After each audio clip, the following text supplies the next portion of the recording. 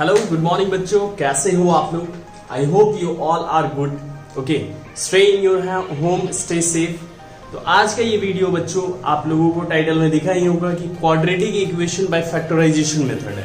और ये factorization method जो मिड टर्म स्प्लिटिंग है, ये आप लोग जो है पहले के क्लासेस में भी स्टडी किए हैं, but it was a doubt. तो आपके क्वेश्चन और हमारे सॉल्यूशंस में इस एपिसोड को रखा जा सकता है। ठीक है, तो ये क्वेश्चन पूछा गया है गुरु आनंद के द्वारा as a student of standard 10 and here I am going to explain you, but before explaining I am just telling you one thing. ठीक है, कि किसान जो होते हैं भले उनके छत टपकते हैं लेकिन फिर भी वो बारिश का इंतजार करते हैं। आप सोचो वो कैसे मझधार में फंसे हुए हैं, उनके छत टपकते हैं फिर भी वो बारिश का इंतजार करते हैं कि बारिश हो। छत टपक रहा है फिर भी वो बारिश का इंतजार कर रहे, तो वो मझधार में है क्योंकि बारिश नहीं होगी तो उनकी खेती नहीं होगी।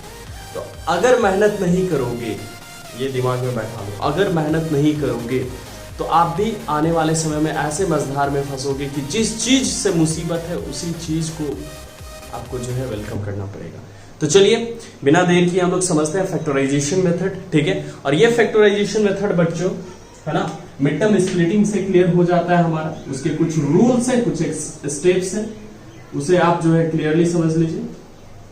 ठीक है ना, here we do have that steps. Suppose we do have any kind of the polynomial, like for example as I have told you at last video, x square plus bx plus c, where a b c are okay constant, a b and c are constant. Okay, अब इसमें होता क्या है, जो middle वाले part को, इसलिए इसका नाम मिड टर्म स्प्लिटिंग होता है। इस मिडिल वाले टर्म को हमें दो पार्ट में ऐसे डिवाइड करने होते हैं। ठीक है, ताकि ये जो पार्ट आएगा इससे हम लोग इस पार्ट को लेकर के कॉमन लिया जा सके, ये जो सेकंड पार्ट आएगा इस पार्ट को इसके साथ लेकर के कॉमन लिया जा सके, और फाइनली हमें जीरोस ऑफ द पॉलिनोमियल भी फाइंड हो जाते हैं।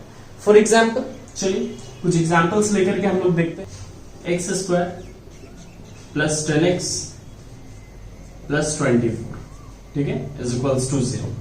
अब यहां आप देखेंगे ध्यान से कि a का वैल्यू कुछ नहीं है, मतलब 1, b का वैल्यू हमारा 10 है, c कांस्टेंट हमारा 24। ठीक है, अब कैसे इस 10x को ब्रेक डाउन करेंगे कि हमारा जो भी रिजल्टेंट आएगा इस साइड में वो x स्क्वायर के साथ कुछ कॉमन हो जाएगा, और जो भी इधर रिजल्टेंट आएगा वो 24 के साथ कॉमन हो जाएगा।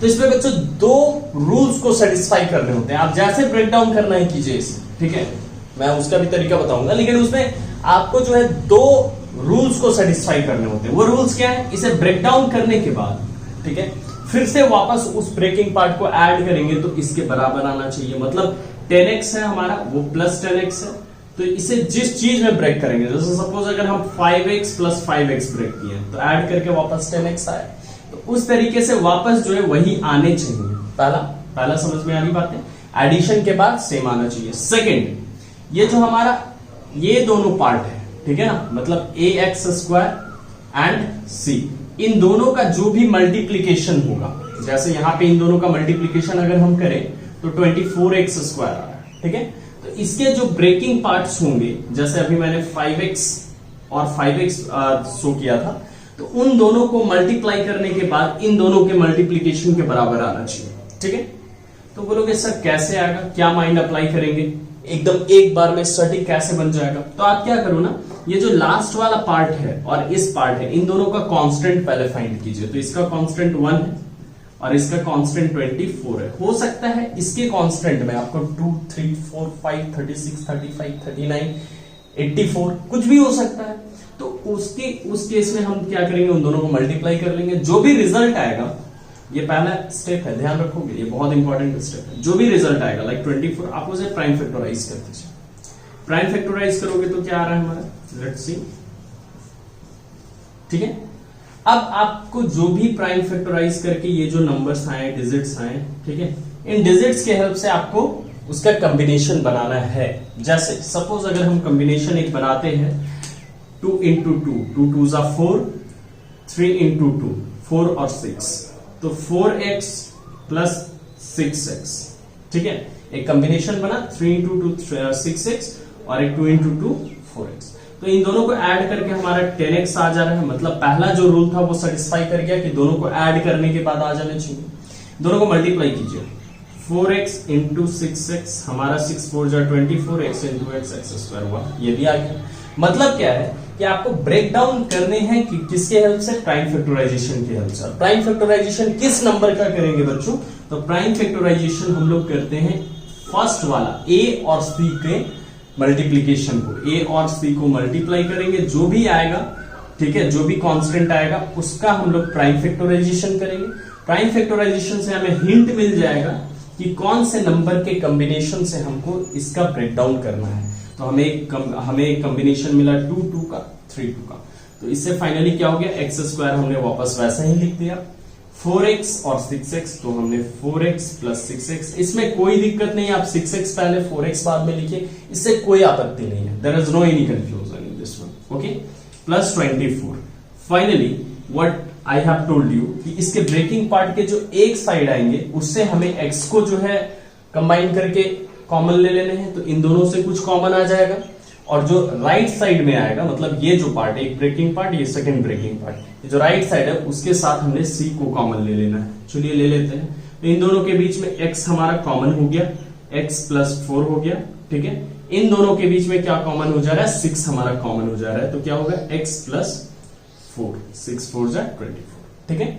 नाउ यू कैन सी, अब इससे आपको ना अपने सॉल्यूशन सही बन रहे हैं गलत बन रहे हैं वो भी आपको जो है इजिली क्लियर होगा कि जब आप कॉमन लोगे तो देखोगे इन दोनों के बीच में, ये कंप्लीट पार्ट में आपको कुछ फिर से कॉमन दिखाई देगा। आप देख सकते हो ये x प्लस 4 कॉमन दिखाई देगा, तो हम क्या करेंगे, नेक्स्ट स्टेप में x प्लस 4 ही कॉमन ले लेंगे, तो क्या बचता है हमारा, फर्स्ट वाले में x प्लस 4 निकल गया तो x बच रहा है, सेकेंड वाले में x प्लस 4 बाहर आ गया तो 6 बच रहा है, और ये आपका जो है फैक्टराइज हो गया। अब आपने zeros of the polynomial find करने हैं, तो आप देखिए ये पूरा टोटल जो हमारा 0 के इक्वल चल रहा था, ठीक है, 0 के इक्वल चल रहा था।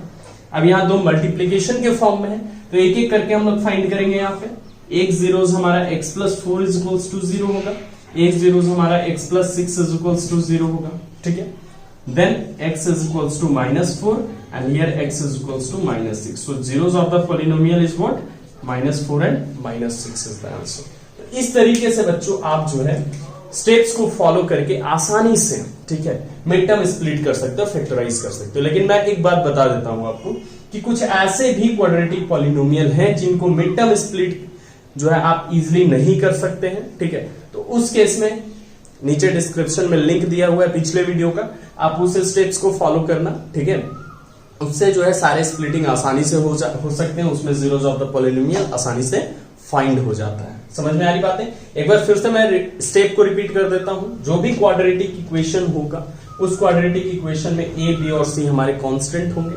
अब a, b, c कांस्टेंट में सबसे पहला स्टेप क्या करेंगे, a और c जो भी होगा उससे मल्टीप्लाई करेंगे।